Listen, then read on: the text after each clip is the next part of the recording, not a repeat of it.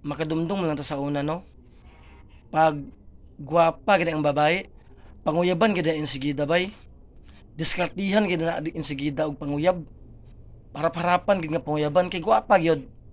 Pero karon nga panahon, makakita gid ka gwapa nga babae, aw, tutukan sa nagtarong bay. Kung kanang iyang kagwapa, lalaki ba na sa una? Sa unang panahon, sus, gamay ra gid ang gwapo nga lalaki ba. Pero karon, ang gwapo, gamay ra gid ang tinuod nga lalaki. Sa unang panahon, sus, gwapo ra gid may palakiro. Nya karon, sus, puryagaba. Pati mga pangit, baga na pugnaong choosy pa. Mamili pagbagtik sinaw gwapa o hubag nga babae. Sa unang panahon, huwaton gid taon nga mulingin ang buwan, aya magpakasal. Nya karon, huwaton nga mulingin ang tiyan, aya magpakasal.